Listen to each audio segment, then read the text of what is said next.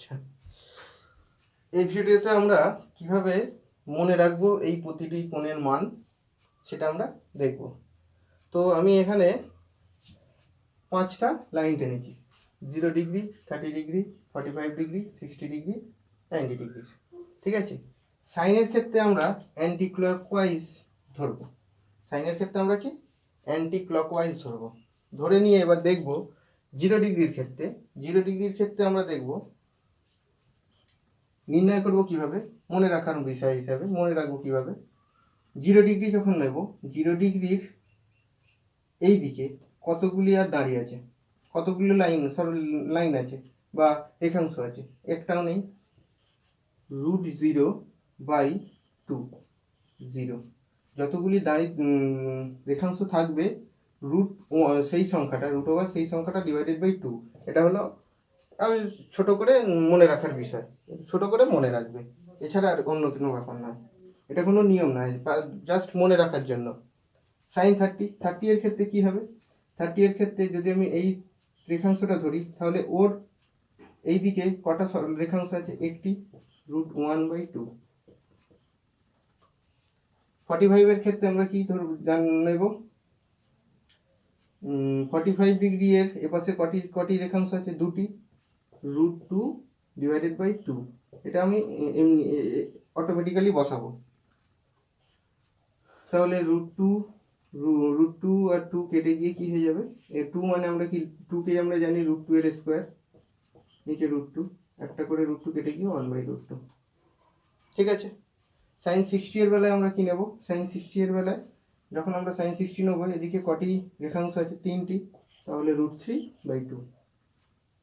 sin 90 এর ক্ষেত্রে আমরা কি নেব, sin 90 এর ক্ষেত্রে sin 90 এর এই পাশে কতগুলি রেখাংশ আছে, চারটি, √4/2, 2/2, 1। তাহলে সাইনের আমরা প্রত্যেকটা মান পেয়ে গেলাম, 0, 1/2, 1/√2, √3/2 এবং 1। একইভাবে কসের ক্ষেত্রে আমরা ক্লকওয়াইজ নেব। কসের ক্ষেত্রে আমরা কি ক্লকওয়াইজ নেব,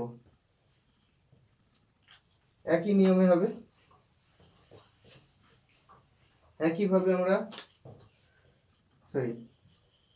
cos 0 degree, cos 30 degree, cos 45 degree, cos 60 degree, cos 90 degree.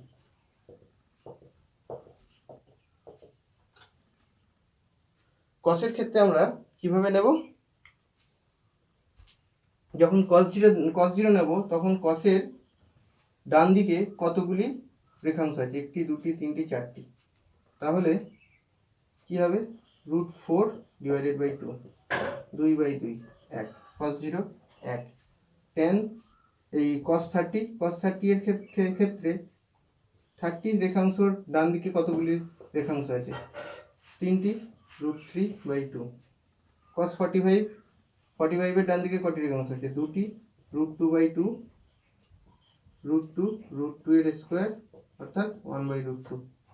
আচ্ছা, cos 60 এর ক্ষেত্রে কি হবে, cos 60 এর ডান দিকে একটি রেখাংশ আছে, √1/2, 1/2। cos 90 এর ডান দিকে কোনো রেখাংশ নেই, তাহলে √0, কোনো রেখাংশ নেই মানে 0/2, 0। তাহলে cos-এরও প্রত্যেকটা মান আমরা পেয়ে গেলাম, 1, √3/2, 1/√2, 1/2, 0। আচ্ছা, এবার tan মানে আমরা কি জানি, sin θ / cos θ। sin θ কে cos θ দিয়ে ভাগ করলে আমরা tan পাবো। তাহলে 0 কে 1 দিয়ে ভাগ করলে 0 হবে।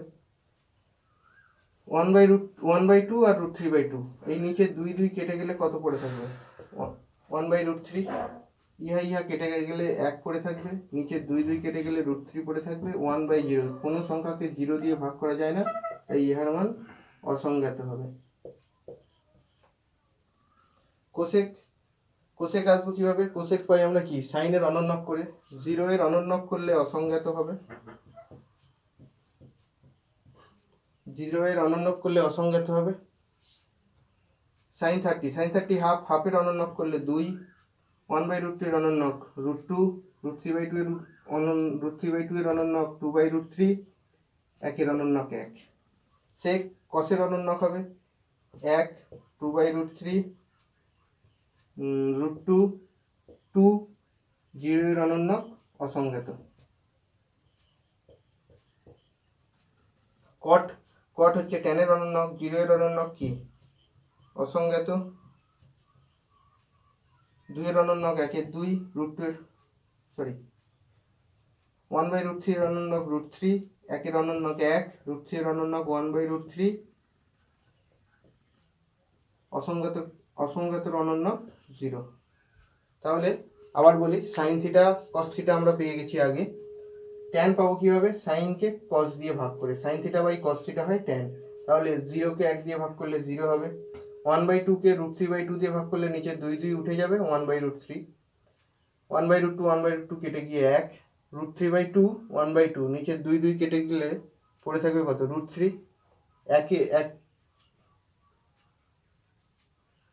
1 কে 0 দিয়ে ভাগ করলে কি পাবো? অসংজ্ঞাত।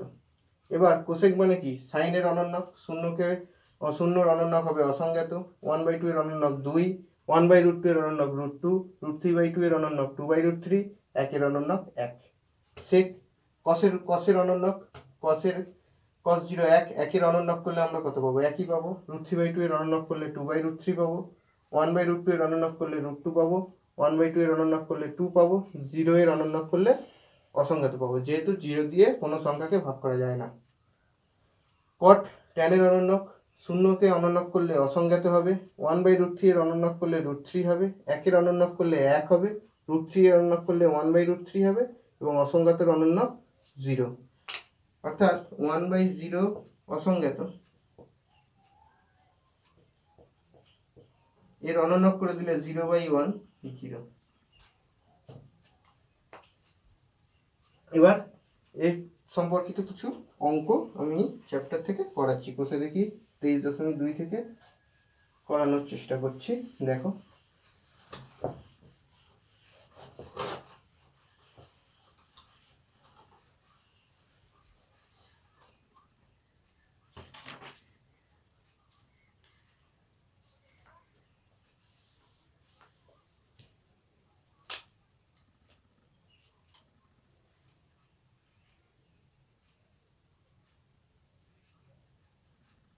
আচ্ছা এখানে বলেছে আমাদের বাড়ির জানলায় একটি মই ভূমির সঙ্গে 60 ডিগ্রি কোণে রাখা আছে, একদম একের অঙ্কটা। কোষে দেখি 23.2 একের অঙ্কটা। ছবিটা যদি এইভাবে আঁকা যায়, আমাদের বাড়ির জানলায় একটি মই ভূমির সঙ্গে 60 ডিগ্রি কোণে রাখা আছে। আমাদের বাড়ির জানলায়, এইটা যদি আমি বাড়ি ধরি, এখানে যদি জানলা থাকে,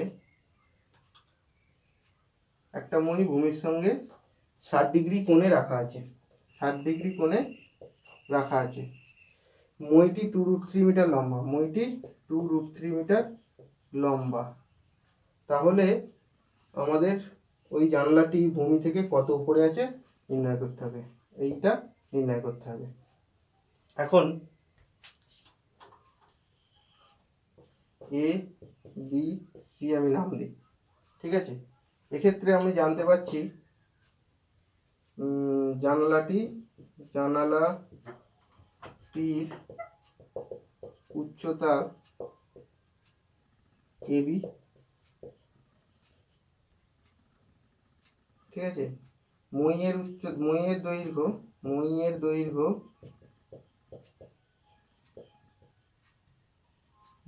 এসি সমান 2√3 মিটার এবং কোণ এসিবি 60 ডিগ্রি।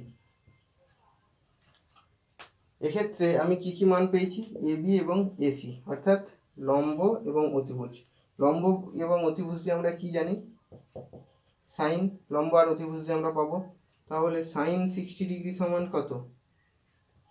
লম্ব, যেহেতু এই কোণটা 60 ডিগ্রি, তাহলে এটা ভূমি, কোণের বিপরীত বাহুটি লম্ব, লম্ব বাই অতিভুজ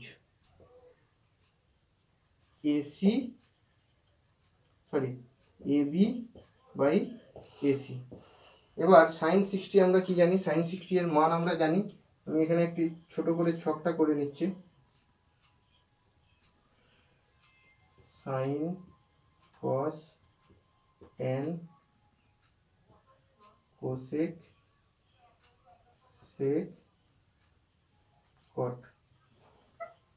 সুবিধার্থে না হলে মান মনে আছে, সাইন 60 √3/2 এবি, এবি এর মান এবি 2√3, 2 কেটে গেল, এবি সমান √3 মিটার। এটা মনে রাখার জন্য অঙ্ক তোমাদের সুবিধার জন্য আমি এখানে প্রত্যেকটা ছকটি আরেকবার করে নিচ্ছি। টেবিল মানের যে ত্রিকোণমিতির মানের যে টেবিলটা আমি এখানে একবার করে নিচ্ছি।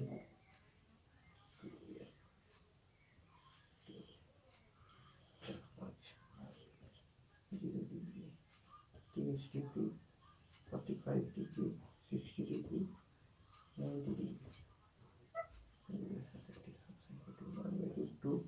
60√3/2 sin 90 এক √3/2 1/2 half 0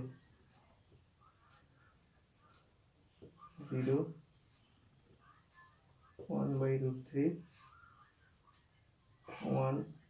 1√3 অসংগত কোসেক